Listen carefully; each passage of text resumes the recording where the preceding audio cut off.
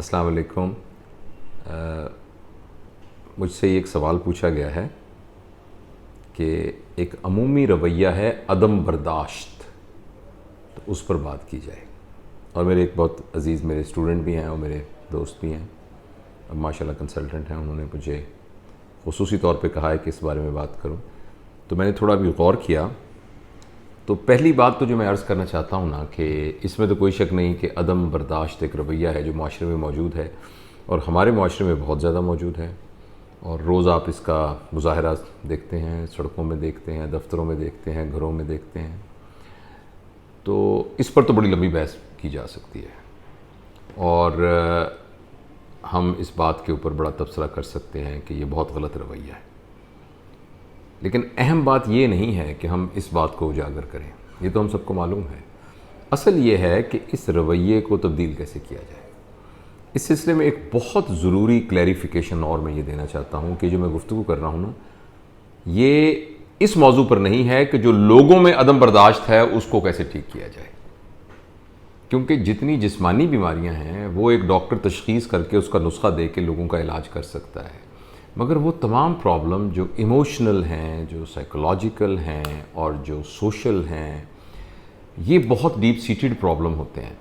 और जो कुछ हमें बज़ाहिर नज़र आ रहा होता है ये सिर्फ़ और सिर्फ उसकी अलामत और उसका सिम्टम होता है, बीमारी नहीं होती। जैसे बुखार, डॉक्टर जानते हैं कि बुखार कोई बीमारी नहीं है बल्कि एक अलामत है और उसकी वजह जो है वो एक बीमारी है जो अंदर मौजूद है।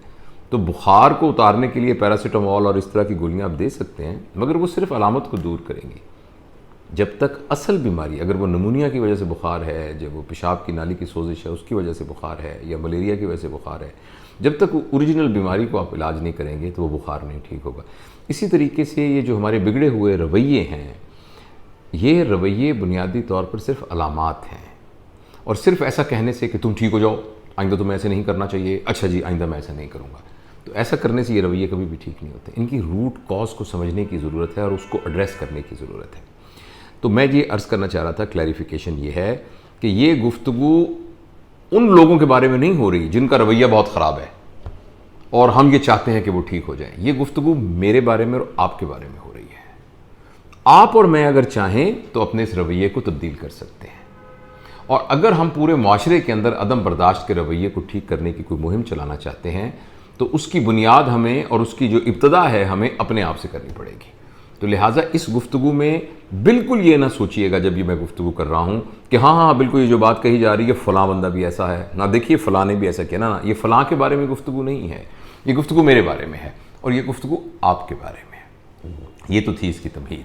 अच्छा, अब ये जो अदम बर्दाश्त का रवैया है ये हमारे अंदर क्यों आता है? देखिए, इसकी जो 2-3 वजूहात हैं। पहली वजह जो है वो ये है कि हर शख्स का जो जेनेटिक बैकग्राउंड है, यानी जो उसका मौरूसी जो उसकी बनावट है, जो उसको माँ बाप की तरफ से मिलती है, बल्कि उससे पहले की जनरेशन्स की तरफ से मिलती है, जो कि उसके डीएनए में और उसकी सारे मौरूसी जो निज़ाम है उसके अंदर मौजूद होती है, ये भी एक फैक्टर है जो ये फ़ैसला करता है कि आदमी किस किस्म का होगा। तो ये तो हमारे इख्तियार में नहीं है, आपके और मेरे इख्तियार में नहीं है। हमसे तो नहीं पूछा गया था कि कौन सा जेनेटिक मटेरियल लेके आप इस दुनिया में आएंगे, तो ये तो जो होना था हो गया। अच्छा, और दूसरी जो बात है वो है हमारे पैदा होने से लेकर और हमारे जो बचपन के और लड़कपन का ज़माना है, उस ज़माने में हमारी तरबियत कैसी हुई, हमारा माहौल क्या था, हमारे इर्द गिर्द के लोगों का रवैया क्या था, हमारे माशरे में उस वक्त किस किस्म का रवैया था, मुल्की लेवल पर हमारा क्या रवैया उस वक्त था मौजूद, और ख़ास तौर पर हमारे वालिदैन, उनका आपस में रिलेशनशिप कैसा था और वो कैसे एक दूसरे को डील करते थे। और फिर जो हमारे बड़े बहन भाई और हमारे जो दादा दादी, चाचा चाची, सारे जो करीबी अजीज़ थे जिनके साथ हम उठते बैठते थे। और फिर उसके बाद जब हम स्कूल में जाते हैं तो हमारे असातिज़ा और फिर जो हमारे साथ के कोलीग थे वो किस किस्म के थे, उनका रवैया हमारे साथ कैसा था, उन सब के रवैयों के नतीजे में हमारा एक रवैया बनने की कोशिश बन जाता है। और ख़ास तौर पर देखिए 6-7 साल की उम्र तक बच्चा जो है वो अपने वालिदैन पर बहुत मुकम्मल एतबार करता है। उसका आइडियल उसके माँ बाप होते हैं और जो उसके माँ बाप कर रहे होते हैं उसको वो एक नॉर्मल चीज़ समझता है। जैसे फ़र्ज़ करें उसके वालिद साहब घर आते ही चीखना शुरू कर देते हैं और बर्तन तोड़ना शुरू कर देते हैं और लड़ना शुरू कर देते हैं और सबको डांटना शुरू कर देते हैं, तो बच्चा इसको एक एबनॉर्मल बिहेवियर के तौर पर नहीं कबूल करता, बल्कि इसको एक नॉर्मल समझता है। इसी तरीके से घर में जिस तरह का मिजाज चल रहा होता है वैसा उसका मिजाज ढलना शुरू हो जाता है और वो वही तश्कील देता है, वही बुनियाद बनता है जिसकी हिसाब से उसकी शख्सियत या उसकी पर्सनैलिटी बनती है। तो ये एक दूसरा ये बड़ा फैक्टर है। अब ये बात जान के इंतहाई परेशानी होती है और दुख होता है और तकलीफ़ होती है, इसलिए कि हमारे ऊपर जो कुछ यानी नक्श कर दिया गया है और जो कुछ हमारे ऊपर बना दिया गया है, चाहे उसकी जो भी वजूहात थी, वो शायद वापस ना हो सके और जैसा हमारा रवैया बन चुका है। लेकिन एक तीसरी चीज़ और है जो कि इंसान के रवैये की तश्कील में तब्दीली ला सकती है, और वो है इंसान का खुद अपने आप का जायज़ा लेना, तहम्मुल से बैठ के देखना कि यार जो मैं कर रहा हूँ क्या ये सही है, क्या ये रवैया दुरुस्त है, क्या ये बात जो मैं कर रहा हूँ ये ज़िंदगी को एक पुरलुत्फ़ तरीके से और ख़ुशी से गुजारने के रास्ते में रुकावट तो नहीं है, और जो मेरा रवैया है इसकी वजह से मेरे मुतल्लिकीन परेशान तो नहीं है, वो तंग तो नहीं हो रहे, मैं खुद तंग तो नहीं हो रहा, कहीं मेरी रात की नींद तो नहीं उड़ी हुई, क्या मैं जिस दफ्तर में काम करता हूँ वहाँ मैं लोग मुझे पसंद करते हैं, मुझसे प्यार करते हैं। तो ये जो तीसरी ताकत हमारे पास मौजूद है ना, ये बहुत ज़बरदस्त ताकत है कि हम तहम्मुल से बैठ के अपना जायज़ा ले सकते हैं। जब हम अपना जायज़ा लेते हैं तो अपने अंदर जितनी ख़राबियाँ हैं उनकी हम निशानदेही कर सकते हैं। ये जो एक पर्टिकुलर बात जिसका हम जिक्र कर रहे हैं, अदम बर्दाश्त, अदम बर्दाश्त की बुनियादी वजह ये है कि वो तमाम बच्चे जिनकी ज़िंदगी में हमेशा हर बात मानी गई और उनके माँ बाप ने कहा मैं मर जाऊँगा मगर मैं अपने बच्चों की सारी ख्वाहिशें पूरी करूँगा और मैं अपनी ज़िंदगी को जिस तरह मर्जी मुशक्क़त में डालूंगा, मगर मेरे ये नहीं हो सकता कि मेरे बच्चे के मुंह से जो बात निकले और मैं उसको पूरा ना करूँ, मैं हर सूरत में पूरा करूँगा। मेरे वसाइल इजाज़त देंगे तब भी करूँगा, वसाइल इजाज़त नहीं देंगे तो मैं कर्जा लेके करूँगा, मैं तंग हूँगा, मैं 3-3 नौकरियाँ करूँगा, मगर मेरे बच्चे जो हैं मैं इनकी हर ख्वाहिश पूरी करूँगा। अनफॉर्चुनेटली ये सारी कुर्बानी जो माँ बाप करते हैं उसके नतीजे में बच्चों का एक मिजाज बन जाता है कि वो कोई बात बर्दाश्त नहीं कर सकते अपनी मर्ज़ी के ख़िलाफ़। तो जब तक वो घर के अंदर होते हैं, अपने उस माहौल में होते हैं, तो उस वक्त तो बेहतरीन चलता रहता है, लेकिन जूं ही वो घर के माहौल से बाहर निकलते हैं वो हर शख्स के अंदर अपना वालिद और अपनी वालिदा तलाश करने की कोशिश, ख़ासतौर पर वालिद तलाश करने की कोशिश करते हैं जो हर सूरत उनकी ख्वाहिश को मानता था। अब जिस वक्त सड़क के ऊपर किसी की लड़ाई होती है और उसकी ये ख्वाहिश होती है कि ये मेरे सामने झुक जाए, तो वो तो उसका वालिद नहीं होता, वो तो आगे से थप्पड़ मारने की सिलाई, वो भी उसी तरबियत से निकल के आया होता है जिसकी के हमेशा सारी ज़िंदगी उसकी ख्वाहिश मानी गई होती है। तो उनके दरमियान एक कन्फ्लिक्ट डेवलप हो जाता है।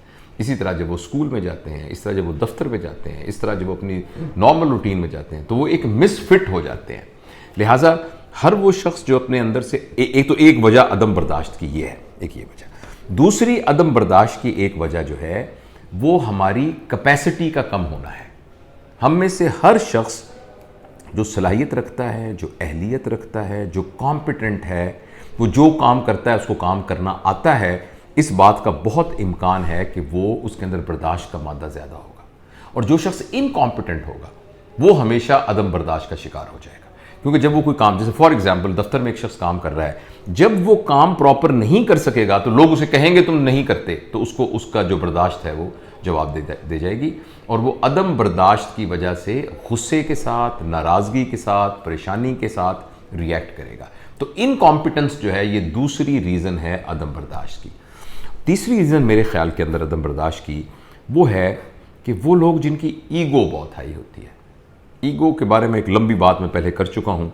मुख्तसर ये है कि उसे लगता है कि उसकी बेइज्जती हो गई, उसने अपनी नज़रों के अंदर अपना एक मकाम बनाया होता है और वो बेसिकली फॉल्स मकाम होता है। हर शख्स को अपने मकाम का पता होना चाहिए जिसका नाम खुद ही है, और अपनी हैसियत का पता होना चाहिए, वो खुददारी है।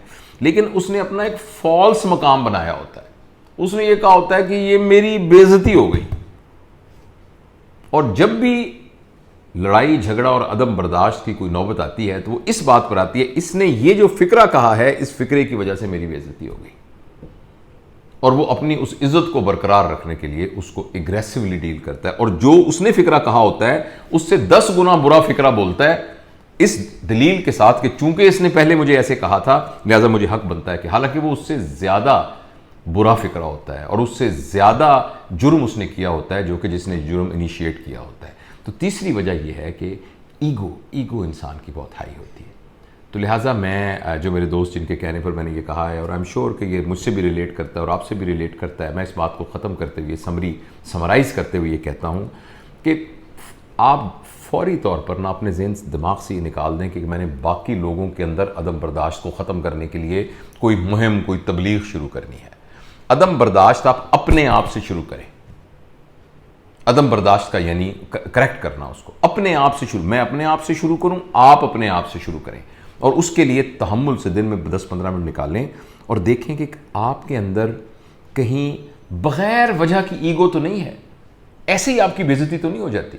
मैंने देखा है बहुत सारे लोग आपस की लड़ाई में कहते हैं इसको मैं सॉरी नहीं कहूंगा, वो कहता है मुझे सॉरी कहो, वो कहता है मैं सॉरी नहीं कहूंगा, और इस बात पर उनकी लड़ाई झगड़ा हो रहा होता है। हालांकि कितना आसान है किसी को कहना, अच्छा, और उसमें आपकी कोई जिल्लत भी नहीं हो रही। आपने सिंपल ये कहना है कि देखो भाई, मैंने जो बात कही, अगर आपको लगा कि ये बात गलत है, देखिए आपने ये नहीं कहा कि आपने गलत बात की है, अगर आपको लगा कि ये बात गलत है और इसकी वजह से आपका दिल टूटा, तो मैं उसके लिए माजरत खा हूं आपसे, और मैं ये चाहता हूं कि आप जो है अपनी इस बात को दिल में न रखें और इसको अब क्लियर कर दें। पर इतनी बात पर अगले बंदे की ईगो सेटिस्फाई हो जाती है। मगर ये बंदा ये कह रहा होता है कि नहीं, ये मेरी ईगो की सेटिस्फैक्शन नहीं होगी और मेरी बेइज्जती होगी अगर मैंने ये फिक्रा नहीं कहा। तो सिर्फ छोटे छोटे फिक्रों की बुनियाद के ऊपर, छोटे छोटे बेमानी थोथले, क्या कहना चाहिए, खोखले, बेमानी एम्प्टी वर्ड्स की खातिर लोग अदम बर्दाश्त का शिकार हो जाते हैं। तो एक तो अपनी इस ईगो को कंट्रोल करना चाहिए, ज़रा सी बात पे ये नहीं सोचने लग जाना चाहिए मेरी बेइज्जती होगी, ये मेरी इज्जत को इस पे हो गया, मेरे साथ ज्यादती होगी, मेरी बेइज्जती होगी, ये उसने क्यों कहा, 6 बंदों के सामने मुझे क्यों कहा, 10 बंदों के सामने ये क्यों कहा। एक तो इसको अपने सिस्टम से निकालना चाहिए। और इस सिलसिले में मैं तो हमेशा अपने दोस्तों को और अपने आप को खासतौर पर सबसे ज़्यादा एक वाक़या सुनाता होता हूँ। नबी पाक सल्लल्लाहु अलैहि वसल्लम के ज़माने से बहुत बाद में कुछ सहाबा बैठे थे, तो किसी सहाबी ने किसी बात पर इस तरह का फ़िक्रा कहा जिसका मफ़हूम ये था कि मेरी भी कोई इज़्ज़त है। तो एक और सहाबी जो उम्र में बड़े थे, उन्होंने उनको पकड़ा और पकड़ के कहा, तुमने सुना नहीं कि कभी पहले कि इज़्ज़त तो सिर्फ अल्लाह और अल्लाह के नबी की है। और अरबी में उन्होंने ये कहा तो एकदम वो कांपने लग गया, कहने हाँ, ये मेरे जहन में कैसे आ गया कि मेरी भी कोई इज़्ज़त है। इससे मुराद खुददारी और गैरत नहीं है, इससे मुराद खाम खा का एक जिद है कि ये इस बात में मेरी बेइज्जती, मैं इस जगह पर नहीं बैठा इसलिए मेरी बेइज्जती हुई। मैंने देखा है हमारे बाज़ बड़ी तकारीब के अंदर इस बात पर बड़े बड़े पढ़े लिखे लोग और बड़े बड़े ग्रेड्स के ऑफिसर नाराज हो जाते हैं कि मुझे उसकी जगह पर यहां क्यों नहीं बिठाया, ग्रुप फोटो के अंदर मैं सेंटर में क्यों नहीं खड़ा था और मैं इधर क्यों खड़ा था। इस बात पर लोग अपनी बेइज्जती महसूस करना शुरू कर देते हैं। मुझे उस जगह पे क्यों नहीं बिठाया, मुझे पहले प्लेट क्यों नहीं दी, खाने वाली मेज में जो सोफे पे बैठने की बजाय मुझे कुर्सी पे खाना क्यों दी, और इस पे मेरी बेइज्जती हो गई। तो हम अपनी जो इस ईगो सिस्टम है ना, जो ईगो सिस्टम, इसको रिफाइन करें, इसको इज्जत बेइज्जती वाले मामले को खुददारी और गैरत की तरफ शिफ्ट करें। एक तो ये हम फर्क, और ये ऐसे नहीं होगा आज से मैं ऐसे करूंगा, ऐसे नहीं होगा। ये इसके लिए हमें सोचना पड़ेगा, बैठ के एक तफक्कुर करना पड़ेगा, और वो तमाम चीज़ें जिनको हम समझते हैं अपने पूरे वैल्यू सिस्टम को इवेल्युएट करना पड़ेगा। और ये एक दफ़ा नहीं होगा, ये नहीं होगा कि आज के बाद एकदम मैं फैसला करूंगा अगले दिन में नया आदमी बन जाऊं। मुझे इसकी बहुत दफ़ा मशक करनी पड़ेगी, और मैं एक दिन में गलती करूंगा, रात को बैठ कर फिर सोचूंगा, अगले दिन फिर गलती करूंगा, रात को बैठ के फिर और इस प्रोसेस के दौरान फिर आहिस्ता आहिस्ता मेरा मिजाज और मेरी तबीयत ऐसी बननी शुरू हो जाएगी कि मैं बर्दाश्त कर लिया करूंगा। और दूसरा, मैंने कहा कि जो भी आपका काम है उसमें कॉम्पिटेंसी पैदा करें। जो शख्स इनकॉम्पिटेंट होता है हमेशा वो ही एक्चुअली, एक जो पूरा एल्गोरिदम है, उसका पूरी तरतीब है, वो ये है कि इनकॉम्पिटेंसी इंसान के अंदर खौफ पैदा करती है, और खौफ इंसान के अंदर गुस्सा पैदा करता है।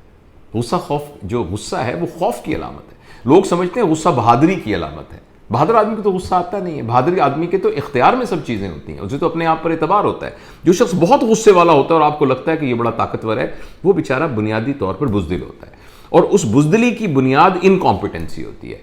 तो जो भी हम काम कर रहे हैं उसके अंदर हम कॉम्पिटेंट हों।